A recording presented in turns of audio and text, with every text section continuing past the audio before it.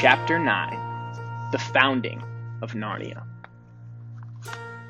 The lion was pacing to and fro about that empty land and singing his new song. It was softer and more lilting than the song by which he had called up the stars and the sun.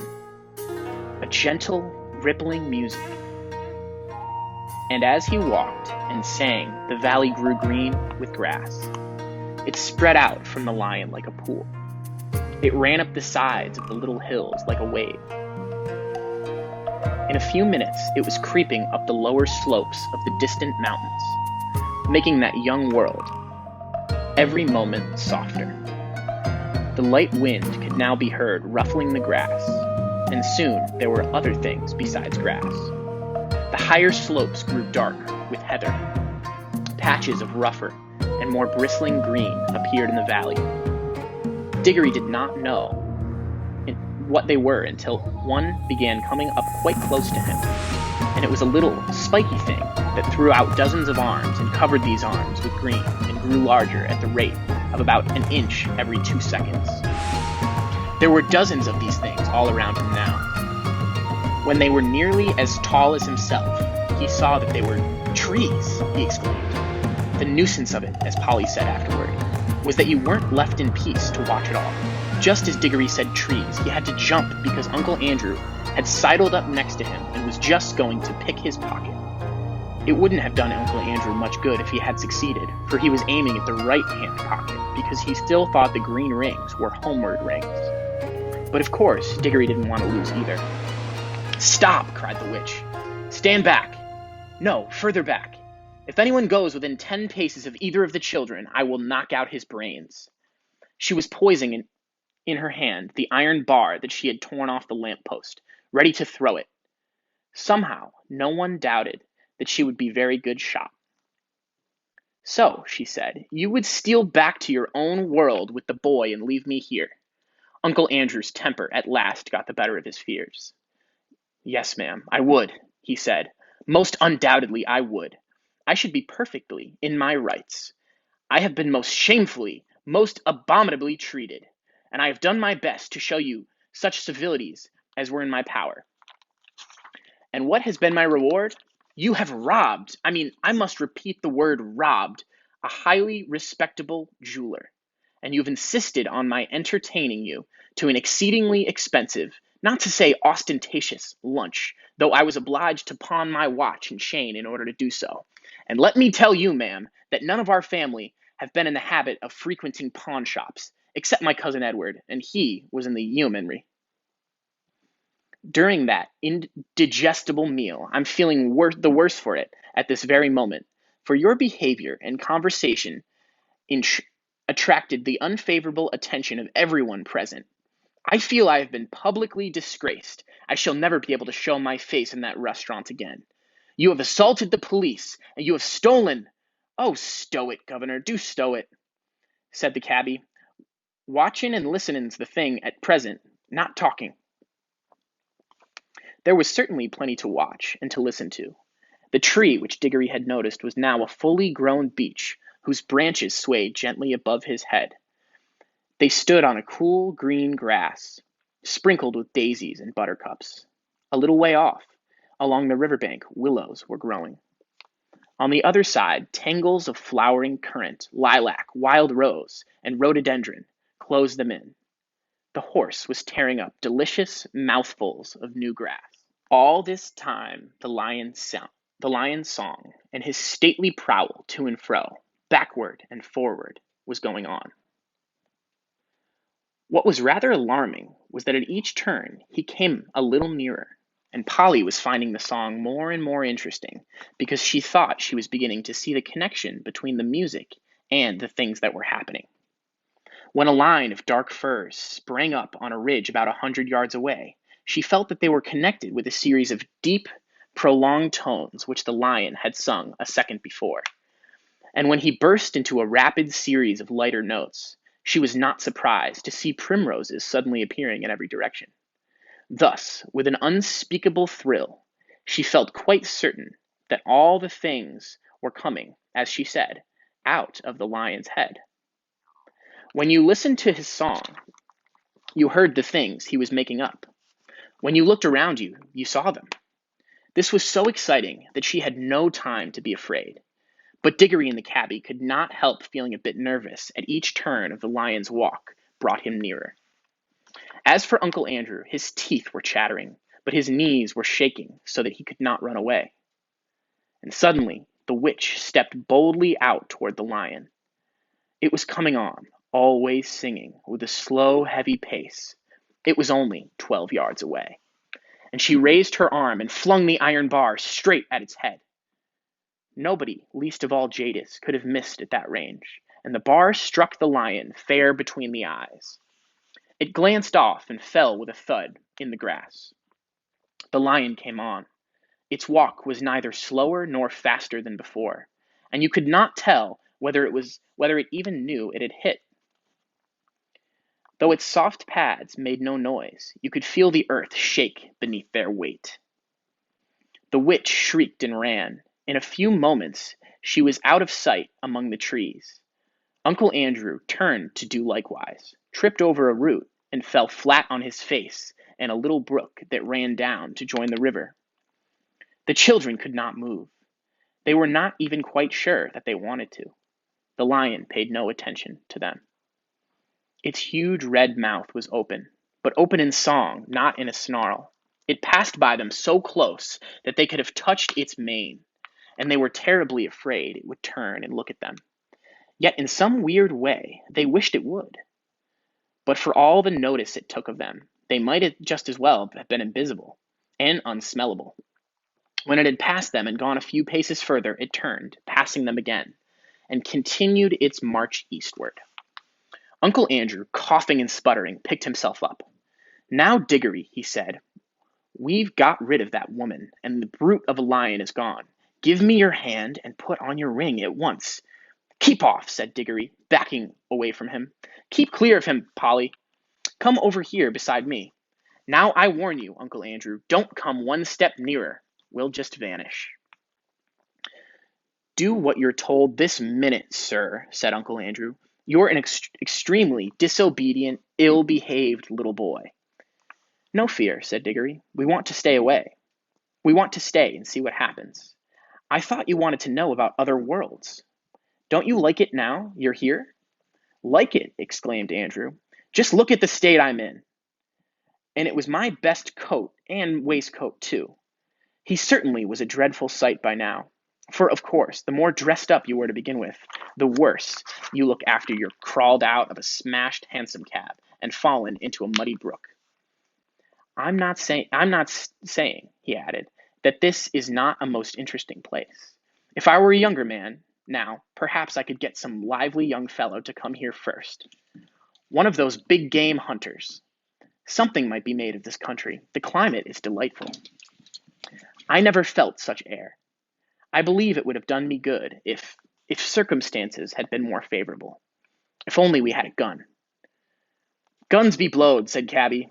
"I think I'll go and see if I give Strawberry a rub-down. That horse has more sense than some humans, as I could mention." He walked back to Strawberry and began making the hissing noises that grooms make. "Do you think that lion could be killed by a gun?" asked Diggory. "He didn't mind the iron bar much." "With all her faults," said Andrew, "that's a plucky gel, my boy. It was a spirited thing to do." He rubbed his hands and cracked his knuckles, as if he were once more forgetting how the witch frightened him, whenever she was really there. "It was a wicked thing to do," said Polly. "What harm had he done to her?"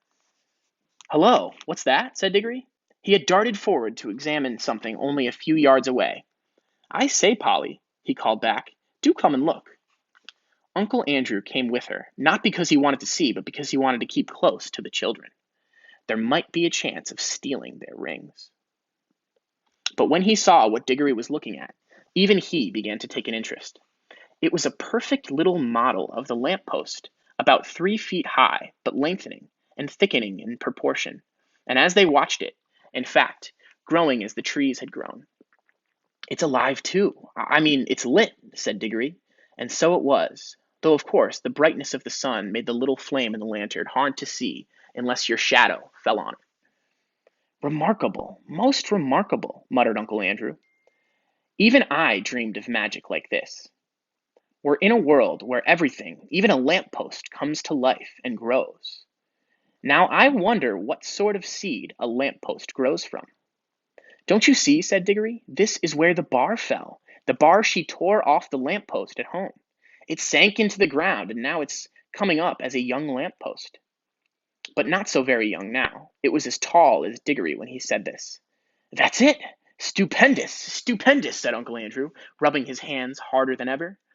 Ho, ho! They laughed at my magic. What a fool of a sister of mine thinks I'm a lunatic.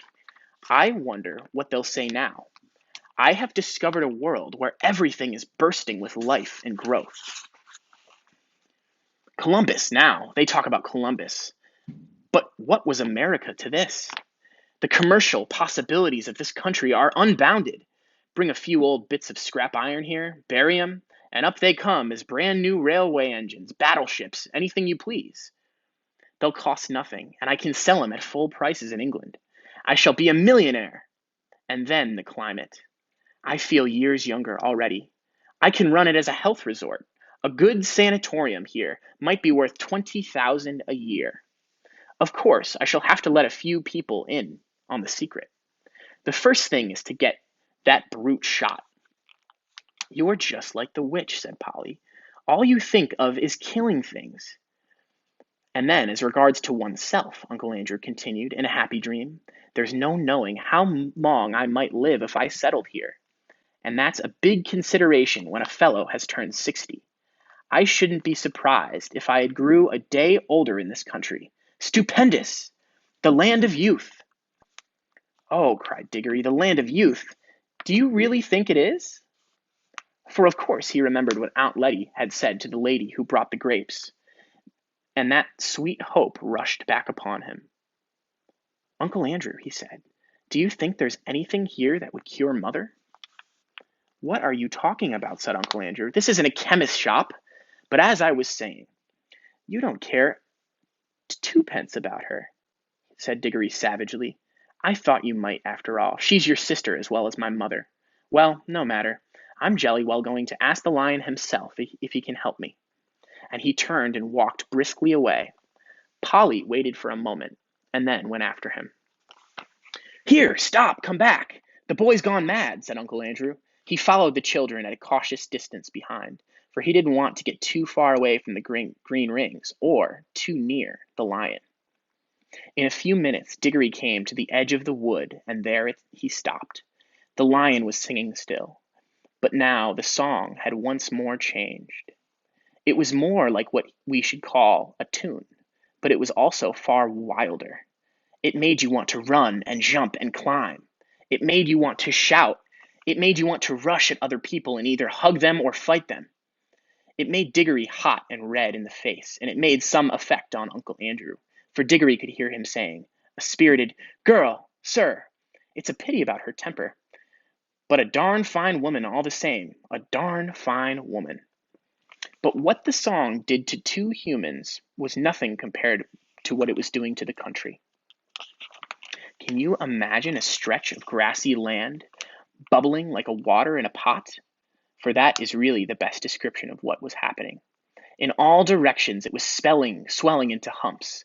They were of very different sizes, some no bigger than molehills, some as big as wheelbarrows, two the size of cottages, and the humps moved and swelled till they burst, and the crumpled earth poured out of them, and from each hump there came out an animal. The moles came out just as you might see a mole come out in England. The dogs came out, barking the moment their heads were free, and struggling as you've seen them do when they are getting through a narrow hole in a hedge. The stags were the weirdest to watch, for of course the antlers came up a long time before the rest of them. So at first Diggory thought they were trees, and the frogs, who all came up near the river, went straight into it with a plop, plop, and a loud croaking. The panthers, leopard, and all things of that sort sat down at once to wash the loose earth off their hind quarters, and then stood up against the trees to sharpen their front claws. Showers of birds came out of the trees. Butterflies fluttered. bees got to work on the flowers as if they hadn't a second to lose.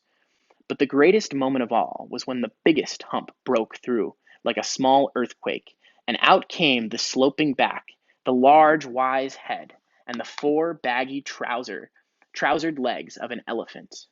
And now you could hardly hear the song of the lion. There was so much cawing, cooing, crowing, braying, neighing, baying, barking, lowing, bleating, and trumpeting. But though Diggory could no longer hear the lion, he could see it. It was so big and so bright that he could not take his eyes off it. The other animals did not appear to be afraid of it. Indeed, at that very moment, Diggory heard the sound of hoofs from behind. A second later, the old cab horse trotted past them and joined the other beasts. The air had apparently suited him as well as it had suited Uncle Andrew, and he no longer looked like the poor old slave he had been in London. He was picking up his feet and holding his head straight. And now, for the first time, the lion was quite silent. He was going to and fro among the animals, and every now and then he would go up to two of them, always two at a time, and touch their noses with his.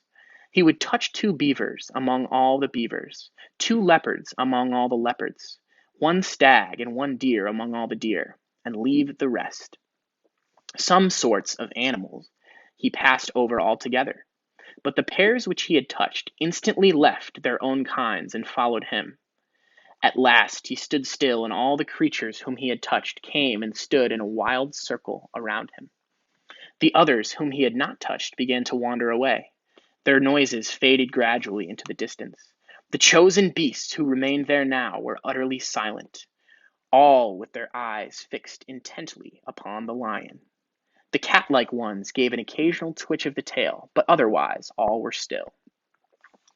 For the first time that day, there was complete silence, except for the noise of running water. Diggory's heart beat wildly. He knew something very solemn was going to be done. He had not forgotten about his mother, but he knew jolly well that, even for her, he couldn't interrupt a thing like this. The lion, whose eyes never blinked, stared at the animals as hard as if he were going to burn them up with his mere stare. And then, gradually, a change came over them. The smaller ones, the rabbits, the moles, and such like, grew a good deal larger. The very big ones, you noticed, it most with the elephants, grew a little smaller. Many animals sat up on their hind legs. Most of them put their heads on one side as if they were trying very hard to understand. And the lion opened his mouth, but no sound came from it. It was breathing out a long, warm breath. It seemed to sway all the beasts as winds sways a line of trees. Far overhead, from beyond the veil of blue sky which hid them, the stars sang again, a pure, cold, difficult music. Then there came a swift flash like fire, but it burnt nobody, either from the sky or from the lion itself, and every drop of blood tingled in the children's bodies, and the deepest, wildest voice they had ever heard was saying, "Narnia, Narnia, Narnia awake. Love, think, speak. Be walking trees, be talking beasts, be divine waters."